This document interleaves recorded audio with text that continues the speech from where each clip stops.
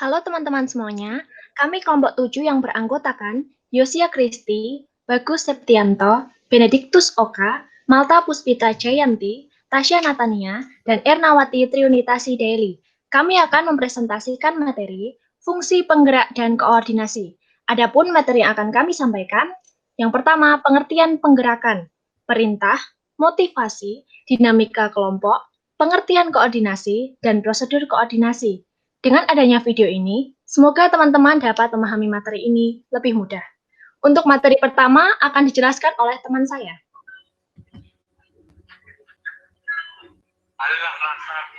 Baik, di sini saya akan menjelaskan pengertian penggerakan. Secara umum, penggerakan diartikan sebagai menggerakkan orang lain.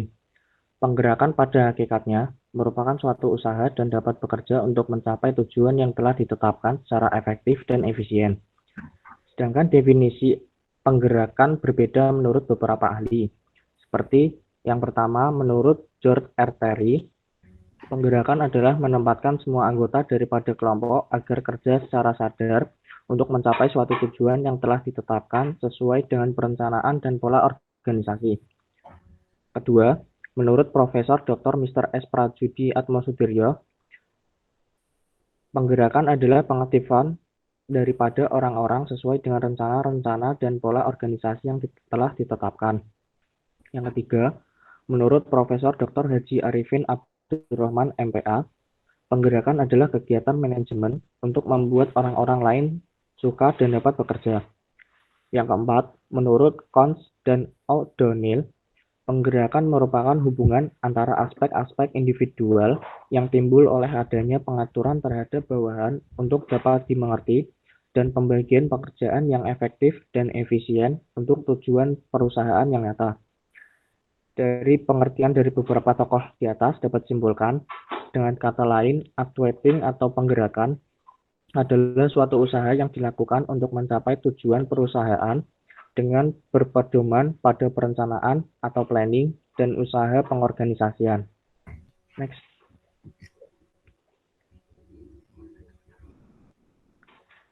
Tujuan dari fungsi penggerakan yaitu ada 5. Yang pertama, menciptakan kerjasama yang lebih efisien. Kedua, mengembangkan kemampuan dan keterampilan staf. Ketiga, menumbuhkan rasa memiliki dan menyukai pekerjaan. Yang keempat, mengusahakan suasana lingkungan kerja yang meningkatkan motivasi dan prestasi kerja staf. Yang kelima, membuat organisasi berkembang secara dinamis. Next.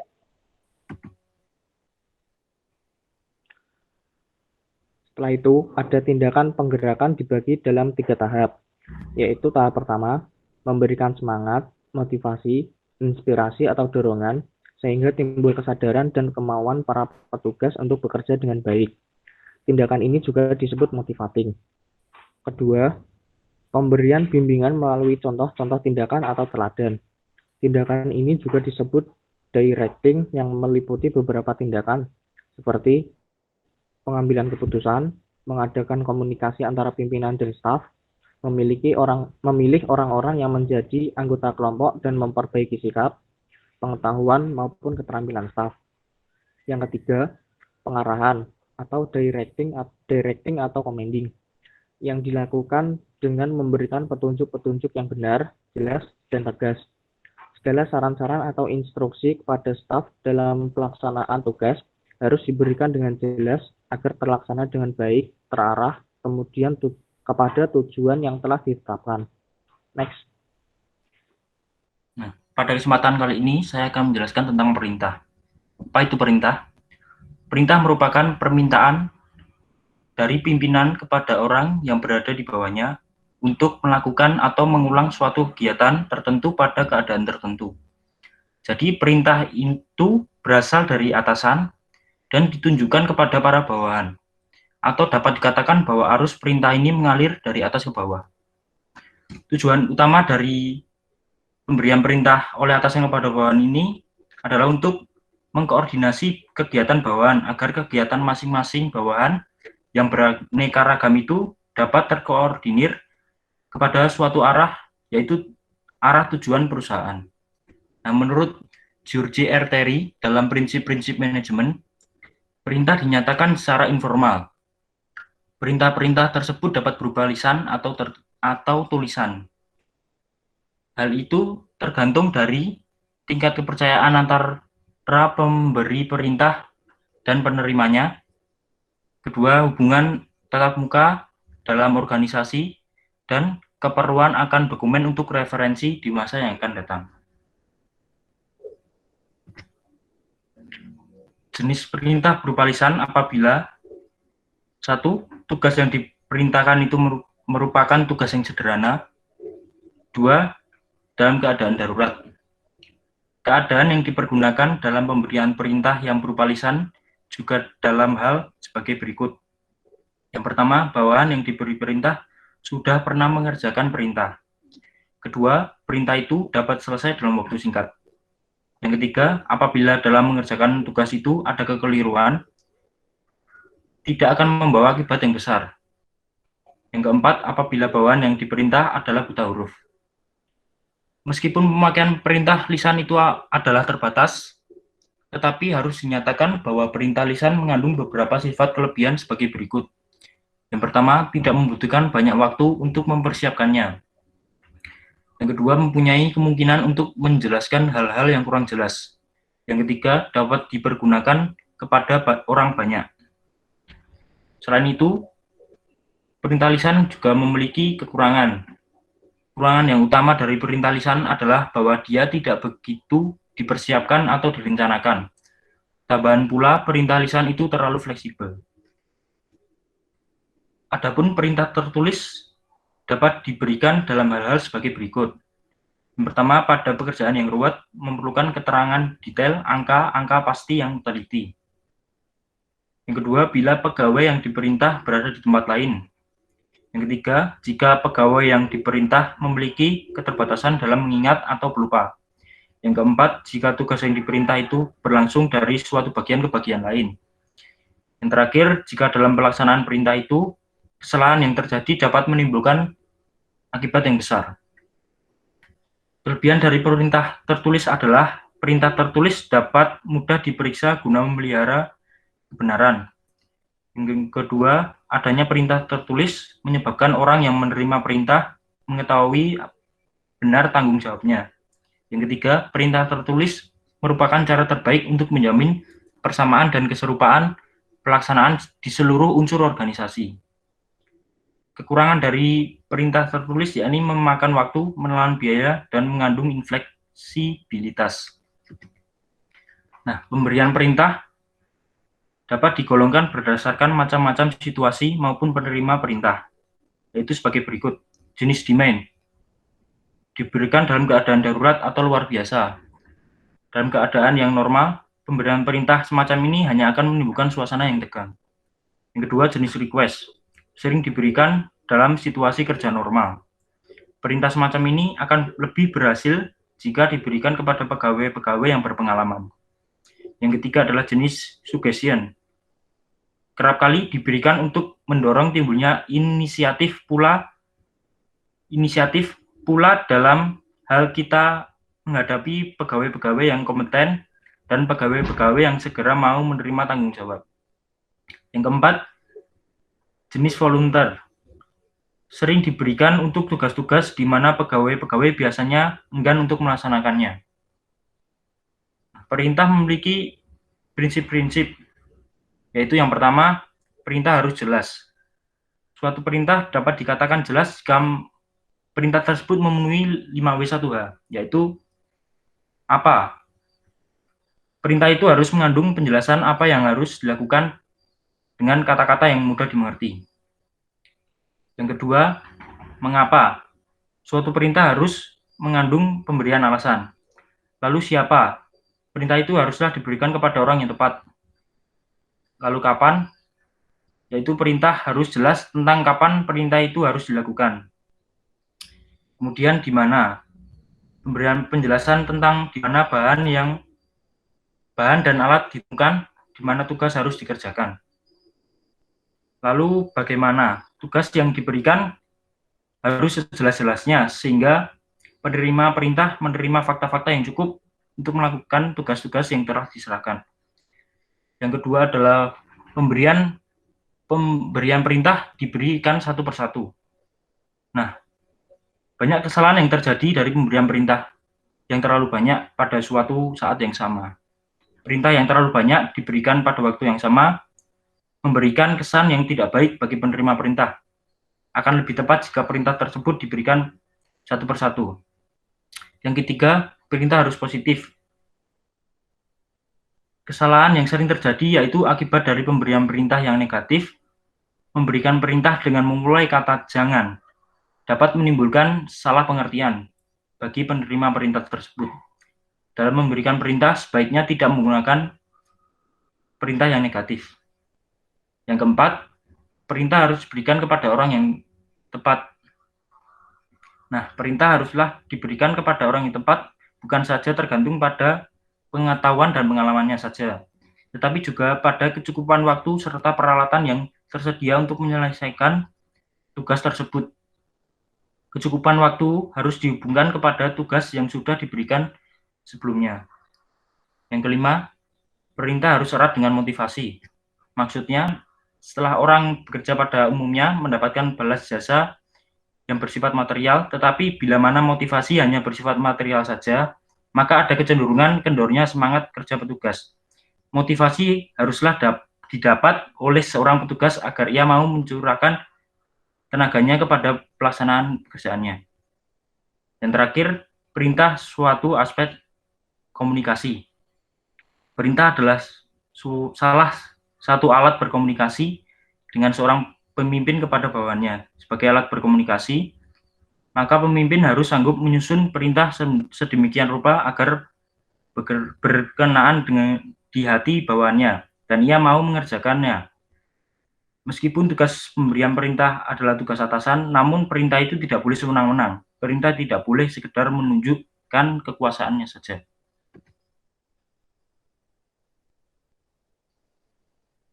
Selanjutnya kita masuk ke materi motivasi. Nah, seorang pemimpin atau manajer itu perlu memahami cara berperilaku orang-orang untuk dapat mempengaruhi orang lain bekerja sesuai kepentingan perusahaan. Jadi salah satu yang bisa dilakukan yaitu memberi motivasi. Ketika manajer atau pemimpin memberi motivasi, niscaya karyawan yang dipimpin itu akan memberikan hasil kerja yang maksimal. Sebenarnya apa sih itu motivasi? Motivasi menurut GR Terry di sini menjelaskan bahwa motivasi ialah sebuah keinginan yang ada pada diri seseorang yang merangsangnya untuk melakukan berbagai tindakan. Sedangkan menurut Weiner yang dikutip di Eliot, motivasi didefinisikan sebagai kondisi internal yang membangkitkan kita untuk bertindak, mendorong kita mencapai tujuan tertentu, dan membuat kita tetap tertarik dalam kegiatan tertentu. Kalau menurut para ahli yang di dalam negeri, yaitu Samsudin, mengemukakan bahwa motivasi adalah proses mempengaruhi atau mendorong dari luar terhadap seseorang atau kelompok kerja agar mereka mau melaksanakan sesuatu yang telah ditetapkan. Next.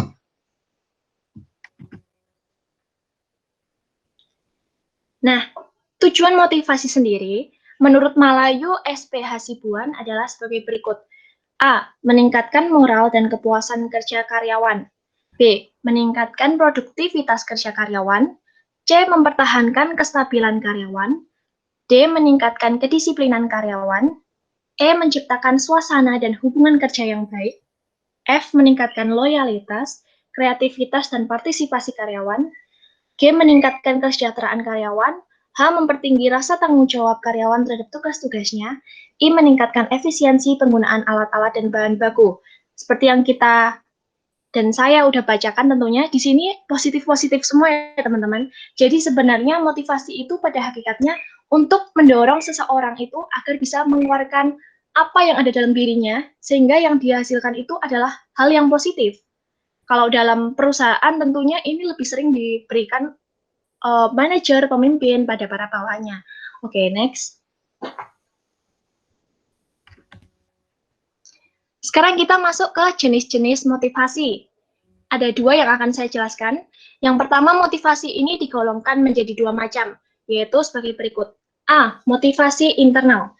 Motivasi internal adalah motivasi yang tumbuh dari dalam diri seseorang tanpa dipengaruhi oleh orang lain untuk melakukan sesuatu untuk mencapai tujuan. Kalau dalam sehari-hari ini, singkatnya ini motivasi dalam diri kita. Contohnya, saya ingin kurus. Nah, itu termasuk motivasi internal ya, teman-teman. Kalau dalam organisasi sendiri, oh, saya mau jadi karyawan berprestasi pada bulan ini. Jadi saya harus mengerjakan A, B, C, D. Nah, itu kan nggak dirangsang oleh siapa-siapa ya. Jadi orang luar nggak ada yang memberi motivasi. Itu ya intinya motivasi dari dalam diri kita sendiri. Yang B, motivasi eksternal. Apa itu motivasi eksternal? Adalah motivasi yang datang dari luar diri seseorang dengan harapan dapat mencapai sesuatu tujuan yang dapat menguntungkan dirinya. Itu didapat dari luar. Jadi bisa jadi karena si karyawan ini melihat hasil kerjanya temannya mungkin, atau si karyawan ini mendapat motivasi dari atasannya, itu termasuk motivasi eksternal ya teman-teman. Nah, motivasi pula dapat berupa motivasi positif dan negatif. Apa sih itu? Motivasi positif atau insentif positif, manajer memotivasi bawahannya dengan memberikan hadiah kepada mereka yang berprestasi di atas prestasi standar. Jadi tentunya manajer udah menetapkan sebuah batas yang mana kalau ada karyawan yang berhasil melampaui batas itu, dia akan menerima sebuah honor atau menerima kenaikan gaji dan lain sebagainya. Di sini saya contohkan, jika sales mampu mencapai target penjualan, manajer akan memberi bonus gaji. Selanjutnya, motivasi negatif atau insentif negatif. Manajer memotivasi bawahan dengan standar mereka akan mendapat hukuman. Contohnya, jika sales tidak dapat mencapai target penjualan, manajer akan mengurangi gajinya sekian persen. Pastinya setiap manajer pernah nih menerapkan motivasi negatif ini ke karyawannya. Tapi juga nggak dilakukan dalam batas yang berlebihan. Bisa-bisa karyawannya malah nggak betah kerja. Jadi kedua motivasi ini baik positif maupun negatif sama-sama penting ya teman-teman. Oke lanjut. Sekarang kita masuk ke teori motivasi. Sebenarnya ada banyak sih teori motivasi, tapi di sini saya akan ambil menurut Landi dan Baker aja. Digolongkan menjadi 4. Yang pertama, teori kebutuhan Abraham Maslow. Maslow berpendapat, kebutuhan yang diinginkan seseorang itu berjenjang. Artinya, jika kebutuhan pertama telah terpenuhi, kebutuhan tingkat kedua akan muncul menjadi yang utama, demikian seterusnya. Yang mendasari teori ini adalah A. Manusia adalah makhluk sosial yang selalu menginginkan lebih. B. Hanya kebutuhan yang belum terpenuhi yang akan menjadi motivator. Dan C. Kebutuhan manusia tersusun dalam suatu jenjang atau hierarki. Di situ sudah ada gambar ya teman-teman, segitiga. Kalian bisa cermati satu persatu dari bawah ke atas. Ini kan hanya contoh ya, tapi saya akan berikan contoh lain dalam organisasi atau pekerjaan tentunya. Yang tingkat paling bawah, psychological need atau kebutuhan fisiologis. Dalam organisasi atau pekerjaan sendiri bisa berupa gaji, cuti, kesehatan, atau insentif lainnya. Yang atasnya, safety and security need. Nah, ini dapat berupa kenaikan pangkat, gaji pegawai yang lancar, jaminan pensiun dan kondisi kerja yang aman, asuransi kesehatan. Jadi intinya karyawan ini merasa aman.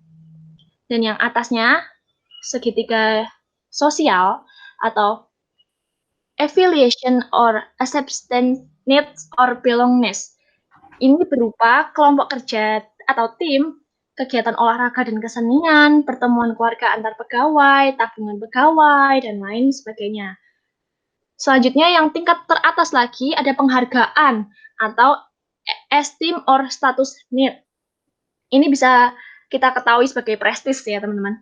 Contohnya dalam organisasi, reputasi, gelar, promosi, pemilihan pegawai teladan, dan lain sebagainya. Di tingkat teratas sendiri, aktualisasi diri atau self-actualization needs ini berupa kebutuhan mengaktualisasikan diri sendiri dengan memaksimumkan penggunaan kemampuan. Jadi keahlian dan potensi yang dipunyai itu akan dimaksimalkan sebaik mungkin. Oke, lanjut. Next.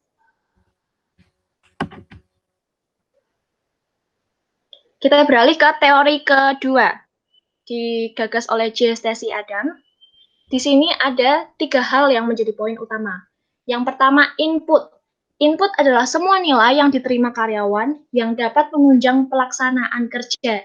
Ini dapat berupa pendidikan, pengalaman, jumlah jam kerja, atau bahkan peralatan pribadi yang disediakan kantor, komputer, motor, dan lain sebagainya ya teman-teman. Dan sekarang outcome atau hasil adalah semua nilai yang diperoleh dan dirasakan karyawan, misalnya upah, keuntungan tambahan, status, pengenalan kembali, dan kesempatan berprestasi untuk mengekspresikan diri. Dan poin terakhir, C, comparison person. Ini dengan kata lain, orang sebagai pembanding adalah seorang pegawai dalam organisasi yang sama, seorang karyawan dalam organisasi yang berbeda, atau dirinya sendiri dalam pekerjaan sebelumnya. Jadi ini hanya dilakukan sebagai pembanding. Menurut teori ini, puas atau tidak puasnya karyawan adalah hasil dari membandingkan antara input outcome karyawan tersebut dengan perbandingan input outcome karyawan lainnya. Jadi bisa ditarik kesimpulan, di sini ada 2 yang bisa terjadi. Yang pertama, jika terjadi keseimbangan, maka karyawan tersebut akan mengalami kepuasan. Gajinya ini sebanding dengan apa yang dia lakukan. Dan yang kedua, tidak terjadi keseimbangan. Jadi di sini ada 2 kemungkinan yang bisa terjadi. Pertama, keseimbangan yang menguntungkan dirinya.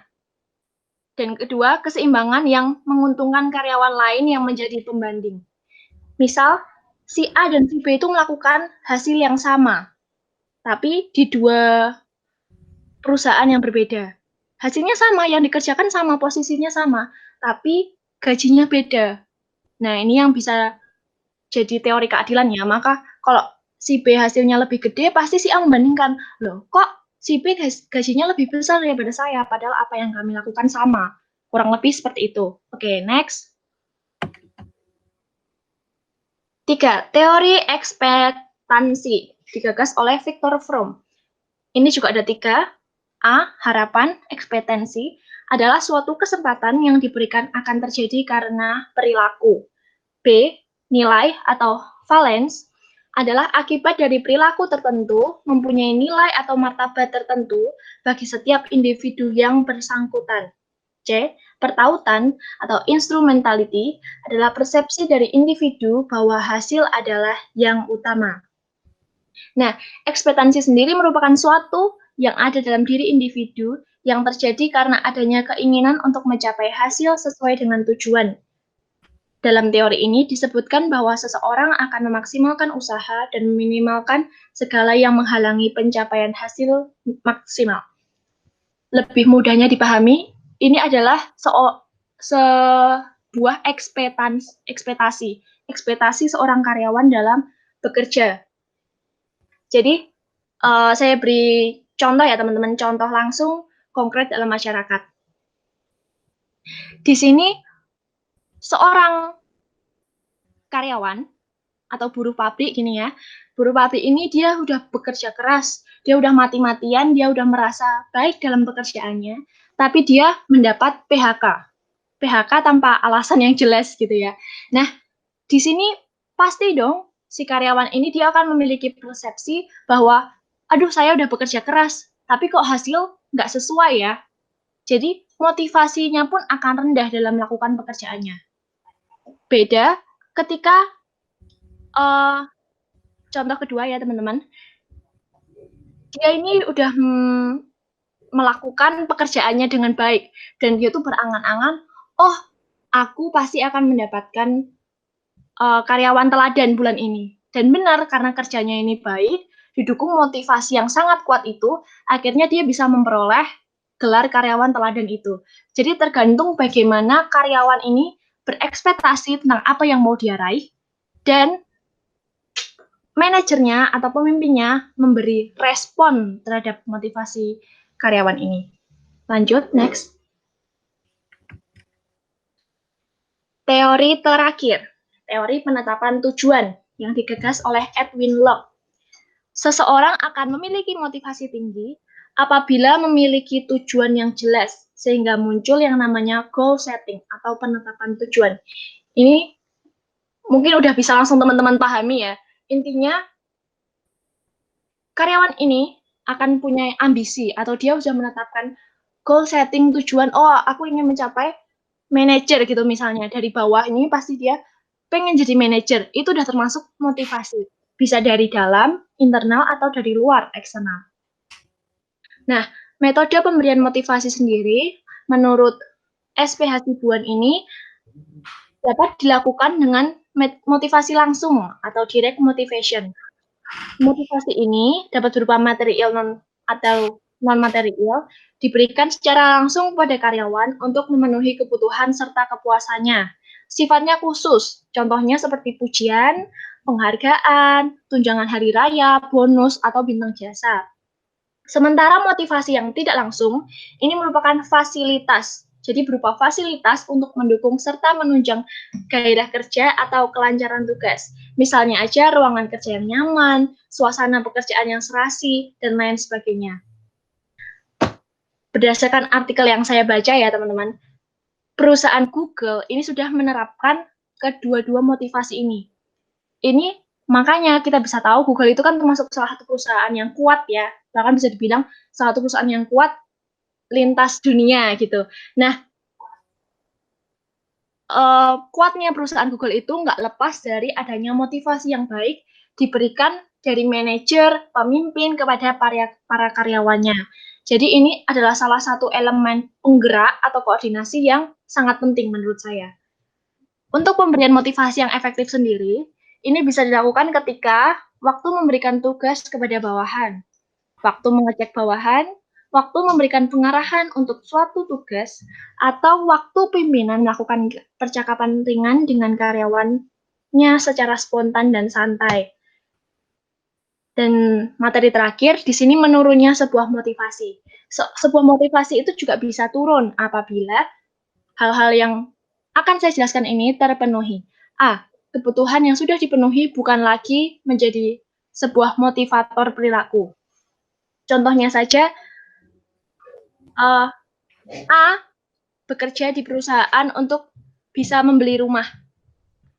Dia udah bekerja berapa tahun dan akhirnya dia sudah bisa membeli rumah yang dia impi-impikan. Dan ternyata motivasi si A untuk bekerja itu menjadi turun karena apa yang ingin dia capai sudah tercapai. Dan lanjut B, disonansi kognitif. Ini berupa motivasi terhalangi perilaku yang terus-menerus tidak berhasil. Contohnya saja, si A lagi ya, si A ini dia membuat kue atau membuat sebuah produk, tapi produknya itu selalu gagal terus. Akhirnya si A ini kehilangan motivasi, patah semangat, dan akhirnya dia keluar dari pekerjaan. Itu bisa terjadi ya. C, frustasi dan kehilangan harapan. Ini juga termasuk apa yang udah saya kasih contoh tadi. D, rasionalisasi atau mengemukakan dalih-dalih karena ketidakmampuannya. Contohnya, si A lagi, dia ini orang IT. Cuman karena dia nggak menguasai tugas yang diberikan karyawannya, ketika pemimpinnya ini menagih tugas, si A tuh selalu berdalih, maaf bos, saya belum selesai karena A, B, C, D, E, F, G, dan lain sebagainya. Jadi intinya dia ini beralasan terus. E, regresi atau tidak berperilaku sesuai umur. Kita sering dengar ada orang dewasa yang mungkin perilakunya kekanak-kanakan. Nah, ini contohnya ya, teman-teman. Dan F yang terakhir, fiksasi. Apabila seseorang terus-menerus memperlihatkan pola perilaku sama, terus-menerus. Jadi itu yang dikerjakan hanya dan terus dia nggak pernah berganti pekerjaan. Jadi motivasinya itu lama-kelamaan akan turun karena bisa bosan atau sudah tidak memiliki harapan, seperti itu ya. Next.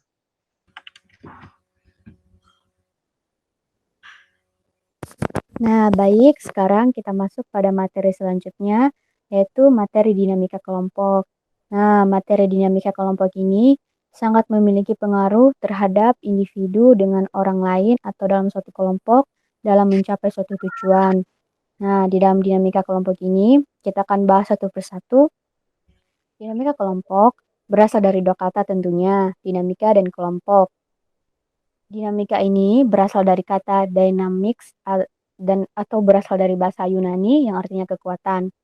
Nah, dinamika ini berarti interaksi antara kelompok yang satu dengan yang lain. Sedangkan kelompok adalah kumpulan individu yang saling berinteraksi dan mempunyai tujuan yang sama. Jadi, dari pengertian ini, kita bisa menyimpulkan bahwa dinamika kelompok adalah suatu kelompok yang terdiri dari individu, dua atau lebih individu yang memiliki hubungan psikologi secara jelas antara anggota yang satu dengan anggota yang lain dan berlangsung dalam situasi yang dialami. Dinamika ini atau dinamika kelompok ini memiliki konsep. Konsepnya yaitu menggambarkan proses kelompok yang selalu bergerak dan berkembang serta dapat menyesuaikan diri dengan keadaan yang selalu berubah-ubah. Next. Nah, teman-teman semua, dinamika kelompok ini tentunya tidak berdiri sendiri atau muncul begitu saja. Dinamika kelompok ini ternyata ada sejarahnya. Nah, dinamika kelompok ini terdiri dari 6 sejarah. Kita akan bahas satu persatu. Sejarah yang pertama yaitu dimulai pada zaman Yunani. Pada zaman Yunani ini, Plato mengemukakan ataupun menyatakan pendapatnya. Dia mengatakan bahwa daya-daya pada individu tercermin dalam struktur masyarakat dengan karakteristik yang berbeda satu sama lain. Itu pendapat Plato. Pendapat Plato ini berpusat pada masing-masing individu. Yang kedua, zaman liberalisme. Pada zaman liberalisme ini, itu berfokus ataupun tertuju pada yang namanya bebas, atau pikiran mereka itu bebas, sehingga mengakibatkan individu bebas menentukan segala sesuatu bagi dirinya, dan tiap individu tidak bisa menentukan individu lain dalam kehidupannya. Jadi, pada zaman liberalisme ini, masih secara individu, mereka masih belum membentuk kelompok. Sekarang nomor 3, zaman ilmu jiwa bangsa-bangsa. Nah, pada zaman ini beberapa tokoh mengemukakan pendapat mereka ataupun melakukan penyelidikan atau penelitian. Nah, di sini si Moritz Lazarus dan Stanley Hall, mereka mempelopori untuk mengadakan penelitian pada zaman ini. Mereka menyelidiki bangsa primitif yang memiliki ciri khas dalam hidupnya. Nah, berdasarkan hasil penelitian mereka, di situ menunjukkan bahwa adanya pengaruh adat dan bahasa, sehingga menimbulkan homogenitas pada masyarakat, sehingga setiap sikap dan tingkah laku masyarakat tidak berbeda satu sama lain.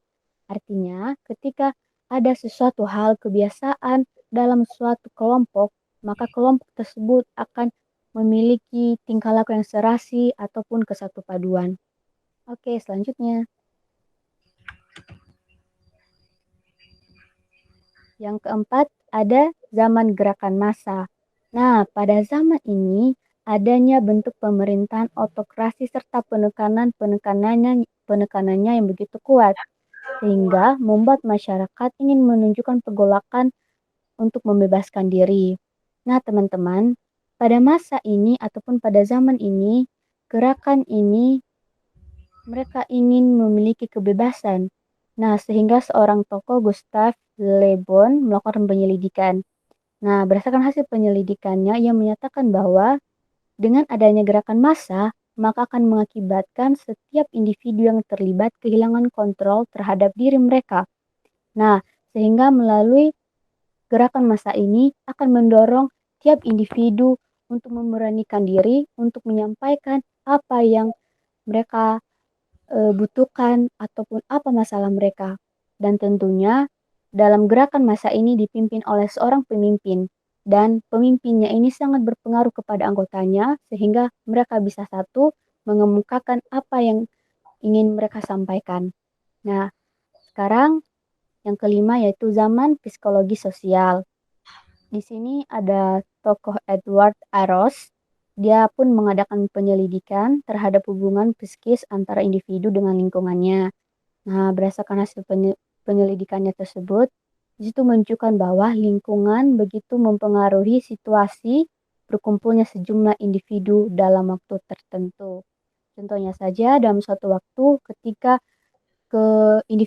masing-masing individu memiliki kebutuhan yang sulit didapatkan. Nah, karena sulit didapatkan, pada waktu itu mereka akan berkumpul. Nah, itulah yang disebut dengan lingkungan mempengaruhi individu. Dan yang terakhir, ada zaman dinamika kelompok. Ini adalah zaman terakhir ataupun sejarah terakhir dari munculnya dinamika kelompok. Di zaman dinamika kelompok ini, ada beberapa tokoh yang mengemukakan ataupun melakukan penyelidikan terhadap situasi.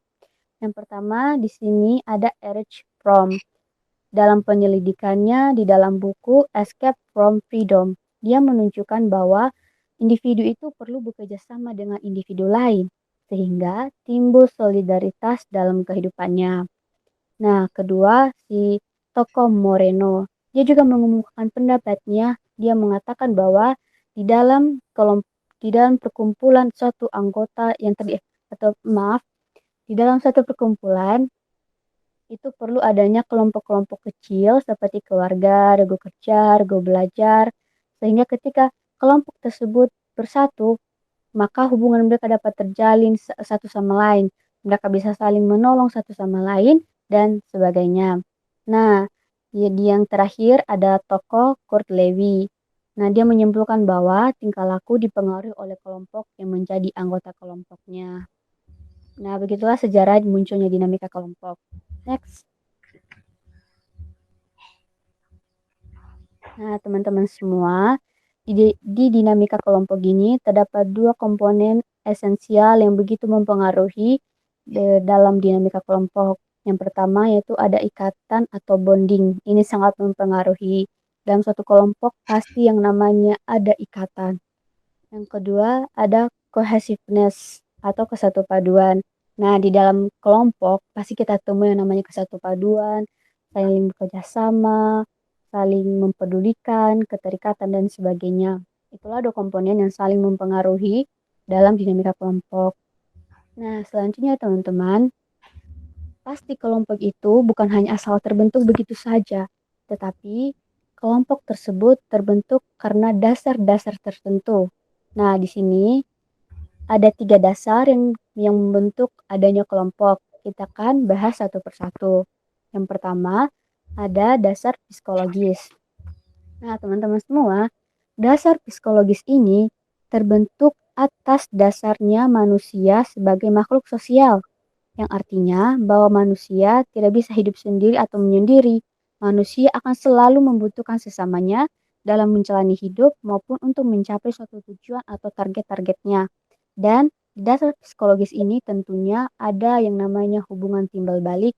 Jadi mereka saling menolong dan saling bersosial satu sama lain. Yang kedua, ada dasar pedagosis.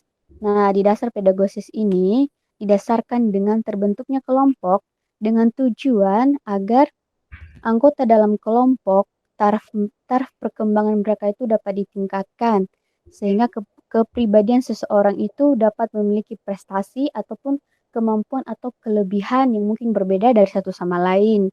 Yang intinya di dasar pedagosis ini untuk meningkatkan taraf kemampuan individu atau kelompok-kelompok atau anggota-anggota kelompoknya. Sehingga ketika taraf perkembangan tiap individu dapat dikembangkan, maka mereka semua dapat mencapai tujuan bersama-sama sehingga mereka bisa maju bersama-sama. Nah, sekarang 3 dasar didaktis. Di dasar didaktis ini mereka mendasarkannya sebagai alat untuk menjadi perantara, alat untuk penyampaian materi baru, sehingga anggota-anggota kelompok juga dapat dibina. Nah, sehingga di dalam kelompok ini akan terbentuk kerjasama, kerja kelompok. Nah, begitu teman-teman, itulah 3 dasar yang membentuk kelompok. Jadi kelompok itu tidak hanya asal terbentuk begitu saja. Nah, di sini kita juga bisa menyimpulkan di bawahnya, kelompok terbentuk dikarenakan adanya komunikasi serta tujuan atau motif yang sama. Kedua, adanya alasan atau suatu keadaan yang dialami seseorang untuk mengelompokkan dirinya dengan sesamanya untuk mencapai suatu tujuan atau target bersama. Dan tentunya tujuan tersebut tidak dapat diraih atau dicapai sendiri. Tujuan tersebut dapat tercapai ketika mereka bergabung atau membentuk kelompok dan mereka saling mempengaruhi satu sama lain. Begitu teman-teman. Next. Nah, di dinamika kelompok ini tentunya ada tujuan. Yang pertama tujuannya yaitu untuk membangkitkan kepekaan diri seseorang, anggota kelompok terhadap anggota kelompok yang lain, sehingga dapat menimbulkan rasa saling menghargai. Yang kedua, tujuannya yaitu untuk menimbulkan rasa solidaritas anggota, sehingga dapat saling menghormati dan saling menghargai pendapat orang lain. Nah, poin yang ketiga, menciptakan komunikasi yang terbuka terhadap sesama anggota kelompok. Yang keempat terakhir, menimbulkan adanya etika yang baik di antara sesama anggota kelompok. Jadi tujuannya itu semua demi kebaikan bersama, demi membangun satu sama lain. Nah, sekarang kita masuk pada fungsi dinamika kelompok. Fungsinya ini terdiri dari 3, yaitu yang pertama membentuk kerjasama, memudahkan pekerjaan, dan menciptakan iklim demokratis. Next. Nah, teman-teman, sekarang kita masuk dalam pendekatan dinamika kelompok. Nah, pendekatan ini artinya yaitu jalan yang ditempuh untuk mencapai tujuan bersama. Di sini ada beberapa tokoh yang mengemukakan pendapat mereka tentang pendekatan ataupun jalan yang ditempuh untuk mencapai tujuan. Yang pertama yaitu ada pendekatan menurut Bales dan Homans. Di sini mereka memiliki konsep yaitu adanya aksi, interaksi, dan situasi yang ada dalam kelompok. Nah, sehingga dengan konsep-konsep tersebut terbentuklah sifat-sifat yang sebagai berikut. Yang pertama, adanya stratifikasi kedudukan warga. 2, adanya diferensiasi dalam hubungan dan pengaruh antar anggota kelompok yang satu dengan kelompok yang lain. Dan yang ketiga, adanya perkembangan pada sistem intern kelompok yang diakibatkan adanya pengaruh faktor-faktor dari luar. Nah, kedua, pendekatan dari Stockdale. Pendekatan ini didasarkan pada sifat-sifat kepemimpinan dalam bentuk organisasi formal. Jadi, di pendekatan ini mereka menekankan kepada sifat kepemimpinan, bagaimana kita memimpin anggota-anggota kita sehingga satu sama lain itu memiliki ikatan dan kesatu paduan. Oke, next. Yang ketiga, ada pendekatan menurut ahli psikoanalisis, yaitu Sigmund Freud dan Scheidlinger. Oke. Yang pertama dari Scheidlinger, dia mengatakan bahwa aspek-aspek motif dan emosional memegang peranan penting dalam kehidupan kelompok. Nah, itu menurut dia. Sedangkan menurut Freud, dia berpendapat bahwa dalam setiap kelompok perlu adanya kesatuan kelompok agar kelompok dapat berkembang dan bertahan. Nah, keempat, di situ ada pendekatan menurut Jennings dan Moreno. Jennings berpendapat bahwa di dalam pendekatan dinamika kelompok itu, anggota memiliki pilihan bebas, spontan, dan efektif dari anggota kelompok yang satu dengan kelompok yang lain dalam rangka membentuk ikatan kelompok.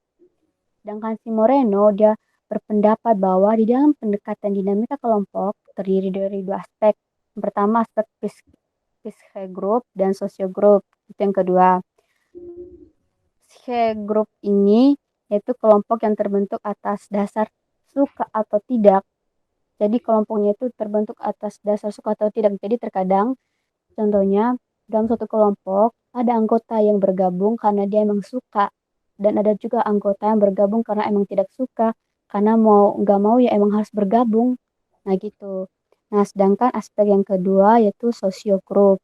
Sosiogroup ini adalah kelompok yang terbentuk atas dasar tekanan dari pihak luar yang artinya terkadang seorang anggota bergabung di dalam suatu kelompok itu karena tekanan dari luar. Kalau misalnya dia tidak menuruti, ya mungkin dia akan mengalami sesuatu hal sehingga tujuannya tersebut tidak dapat tercapai. Jadi mau tidak mau, dia harus bergabung dalam suatu kelompok. Oke, next. Nah, teman-teman, sekarang kita masuk pada bagian yang tidak kalah penting dengan materi yang di atasnya, yaitu pengaruh dinamika kelompok. Nah, setelah terbentuknya kelompok ini tentunya ada pengaruhnya di dalamnya. Yang pertama yaitu ada kohesivitas kelompok dan kedua ada norma kelompok. Yang pertama kohesivitas kelompok yaitu mengacu pada sejauh mana anggota dalam kelompok saling tertarik satu sama lain dan merasa bagian dari kelompok tersebut. Yang kedua ada norma kelompok yaitu tingkah laku yang khas yang terbentuk antara anggota kelompok. Pedoman-pedoman yang mengatur sikap dan perilaku atau perbuatan anggota kelompok. Nah, itulah beberapa pengaruh dalam dinamika kelompok. Nah, teman-teman semua, dinamika kelompok ini sangat penting. Apalagi kalau misalnya teman-teman adalah seorang pengusaha. Nah, ketika teman-teman memiliki usaha ini contohnya, nah, teman-teman mau tidak mau harus bergabung atau membentuk kelompok agar tujuan ataupun target ataupun usaha teman-teman ini dapat tercapai, yang artinya tidak terlepas dari kita sebagai makhluk sosial, kita membutuhkan orang lain. Nah, untuk itulah terbentuknya kelompok. Nah, selanjutnya bagaimana kita menggerakkan dan bagaimana kekuatan dalam kelompok kita, itulah dinamika kelompok. Oke, next.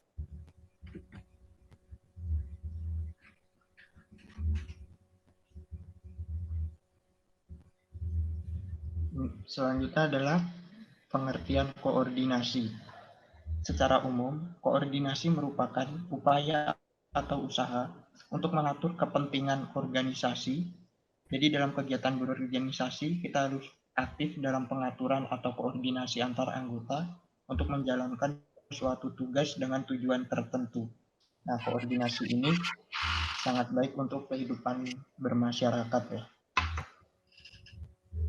Koordinasi menurut para ahli. Yang pertama, menurut G.R. Terry, dalam Hasibuan berpendapat bahwa koordinasi adalah usaha yang sinkron dan teratur untuk menyediakan jumlah dan waktu yang tepat dan mengarahkan pelaksanaan untuk menghasilkan suatu tindakan yang seragam dan harmonis.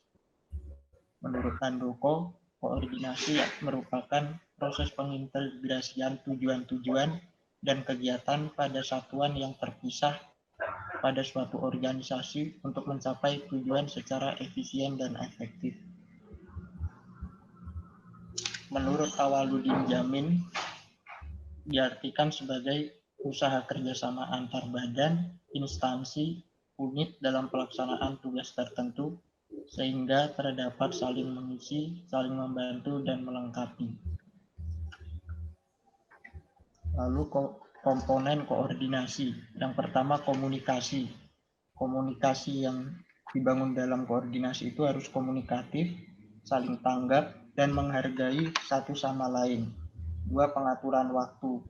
Menetapkan target waktu untuk mencapai tujuan. Jadi dalam pengaturan waktu ini menentukan berapa lama untuk waktu rapatnya sekaligus waktu penyelesaian tujuan akhirnya itu. Lalu manfaat koordinasi. Yang pertama, belajar menghargai pendapat pihak lain. Kedua, mengatur waktu. Tiga, menetapkan tujuan. Empat, menetapkan metode penyelesaian masalah. Dan lima, tidak berpikiran kaku. Yang kelima ini artinya berpikiran fleksibel. Jadi kalau tidak bisa diselesaikan dengan satu cara, masih ada cara yang lain. Yang penting harus kompak satu sama lain dalam anggotanya. Lalu prosedur koordinasi terdiri dari perencanaan yang matang, yaitu mematangkan pemikiran untuk bekerja mencapai tujuan, dua, menyamakan persepsi untuk tujuan tertentu, tiga, pemahaman materi pembicaraan yang terdiri dari komunikasi yang baik, empat, penegasan dan motivasi, lima, membangun komunikasi informal antar anggota. Komunikasi informal antar anggota ini maksudnya ya tidak selalu dalam lingkungan yang serius, tapi lebih untuk membangun kebersamaan. Terima kasih.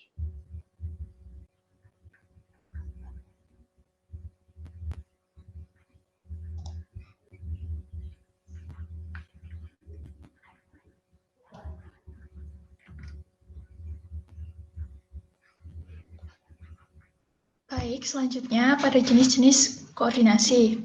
Koordinasi dibedakan menjadi dua klasifikasi. Yang pertama, jenis koordinasi berdasarkan ruang lingkup atau scope, dan jenis koordinasi berdasarkan alirannya atau flow. Jenis koordinasi berdasarkan ruang lingkupnya dibagi menjadi dua, yaitu koordinasi internal dan koordinasi eksternal. Koordinasi internal yaitu koordinasi di antara berbagai unit kerja atau departemen dalam suatu organisasi dengan mengintegrasikan tujuan dan kegiatan pada unit kerja atau departemen tersebut. Kemudian, koordinasi eksternal yaitu koordinasi antara organisasi dan lingkungan sekitarnya, terdiri dari pemerintah, komunitas, pelanggan, investor, pemasok, pesaing, lembaga penelitian, masyarakat, dan sebagainya. Kedua, jenis koordinasi berdasarkan alirannya dibedakan menjadi dua, yaitu koordinasi vertikal dan koordinasi horizontal. Koordinasi vertikal itu koordinasi antara semua tingkatan dalam organisasi bertindak selaras dan sesuai dengan kebijakan organisasi. Koordinasi vertikal pada dasarnya berkaitan dengan kegiatan pengarahan dan penyatuan instruksi dari atasan ke bawahnya, atau ke unit-unit kerja yang berada di bawah tanggung jawab dan wewenangnya. Kemudian, koordinasi horizontal, yaitu koordinasi antara berbagai departemen atau unit kerja pada tingkat hierarki manajemen yang sama. Misalnya, koordinasi antara departemen produksi dengan departemen pemasaran, ataupun koordinasi antara departemen keuangan dengan departemen pembelian. Next.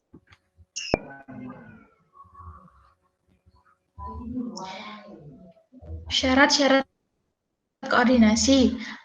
Koordinasi itu harus memenuhi syarat. Yang pertama, sense of cooperation. Syarat koordinasi yang harus dilihat dari sudut pandang setiap bagian bidang pekerjaan, bukan hanya setiap orang. Setiap anggota harus memiliki perasaan untuk saling bekerja sama dalam tim. Kemudian yang kedua, rivalry. Dalam perusahaan besar sering diadakan persaingan antara bagian agar setiap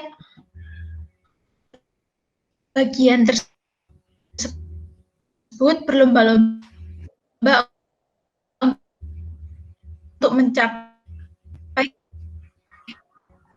kemajuan. Dengan adanya persaingan, setiap bagian bidang pekerjaan akan bersaing untuk membuktikan bagian bidang pekerjaan mana yang dengan cepat memupuk team spirit. Artinya, setiap bagian yang diikut sertakan umumnya akan menambah kegiatan yang bersemangat. Next.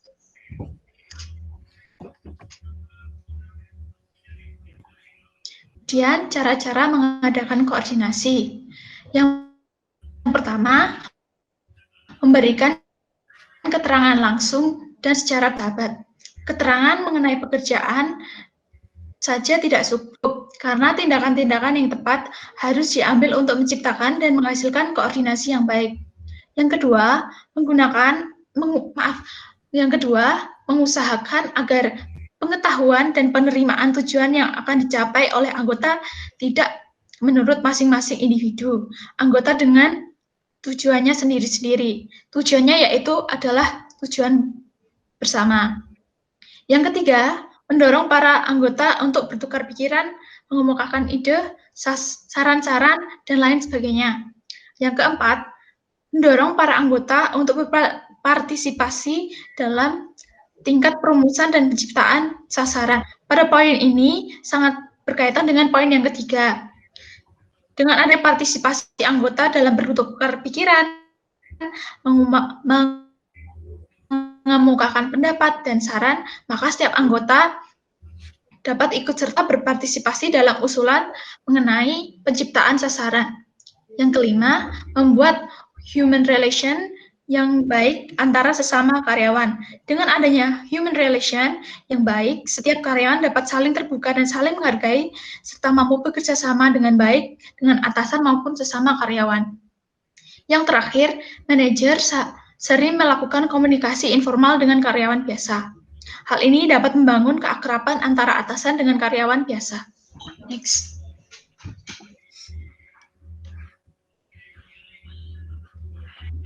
Hal-hal yang harus diperhatikan dalam membangun koordinasi yang baik dalam suatu organisasi antara lain, yang pertama yaitu perencanaan yang matang. Sebelum melakukan koordinasi, perlu untuk membuat sebuah perencanaan atas pelaksanaan koordinasi yang akan dilaksanakan. Perencanaan ini dapat meliputi waktu, agenda, dan siapa saja yang akan terlibat. Hal ini penting agar koordinasi berjalan dengan efektif dan efisien. Dengan mengetahui agenda sebelumnya, maka setiap pihak akan mampu untuk mempersiapkan dirinya sendiri. Penetapan waktu juga hal penting agar kegiatan dapat diarahkan sesuai waktu yang ada. Yang kedua, pentingnya menyamakan persepsi. Setiap pihak yang terlibat dalam koordinasi harus memiliki kesamaan persepsi mengenai tujuan yang akan dicapai. Dengan demikian, walaupun memiliki tugas dan tanggung jawab yang berbeda, setiap pihak menyadari bahwa semua itu adalah dalam rangka saling melengkapi dan mendukung untuk mencapai tujuan yang sama, pemahaman materi pembicaraan. Kemudian yang ketiga, sikap terbuka dan saling menghargai. Dalam suatu koordinasi, ada saatnya satu pihak harus menghargai pengaturan dari pihak lain, namun tetap harus dengan sikap saling menghargai. Tidak sedikit orang yang keluar dari organisasi maupun perusahaan dikarenakan para pemimpin yang tidak bisa menghargai anggotanya dengan baik. Di sisi lain, ada kalanya ketika pemimpin harus memberi pengaturan yang mungkin tidak sesuai dengan keinginan anggotanya. Disitulah diperlukan sikap saling terbuka. Sikap saling terbuka ini diperlukan untuk menghindari kesalahpahaman yang mungkin nantinya akan terjadi. Yang kelima, minta feedback. Feedback diperlukan untuk melihat respon dari semua pihak yang terlibat. Umpan balik atau feedback juga untuk memastikan bahwa koordinasi yang dilakukan dapat dipahami dengan benar dan dapat diterima. Hal ini untuk menjamin pelaksanaan sesuai dengan yang diharapkan, dan juga untuk melihat berbagai celah dan kekurangan yang mungkin masih ada, sehingga kita bisa melakukan persiapan yang lebih matang. Next.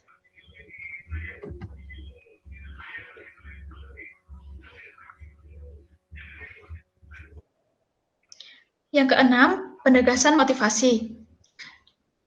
Sangat penting untuk mempertegas kembali segala yang telah disepakati ketika dilakukan koordinasi, sehingga semua yang menjadi kesepakatan harus dapat diterima dan selanjutnya dilaksanakan dengan baik. Penegasan juga diperlukan terhadap monitoring dan evaluasi yang akan dilakukan, sehingga setiap anggota akan bekerja atau melakukan aktivitasnya dengan lebih terarah. Pada juga tidak kalah penting adalah pemimpin juga harus mampu memotivasi agar setiap pihak yakin dan terdorong untuk melaksanakannya. Yang ketujuh, komunikasi informasi yang perlu dibangun. Untuk meningkatkan efektivitas hasil koordinasi yang dilakukan selain monitoring, sebagai pemimpin juga perlu melakukan komunikasi atau pendekatan yang bersifat informal. Hal ini sangat berguna untuk meningkatkan ikatan pemimpin dengan anggota tim. Membangun komunikasi informal akan membuat pemimpin dapat meningkatkan kepercayaan dan respect dari anggota tim sehingga mereka nyaman untuk bekerja sebagai tim. Demikian teman-teman materi presentasi dari kelompok 7. Kami membuka sesi tanya-jawab melalui aplikasi WhatsApp. Kalian bisa mengirimkannya melalui pesan teks maupun voice note. Dan kesempatan ini dibuka untuk 6 orang penanya. 3 orang dari Agri dan 3 orang dari Agro.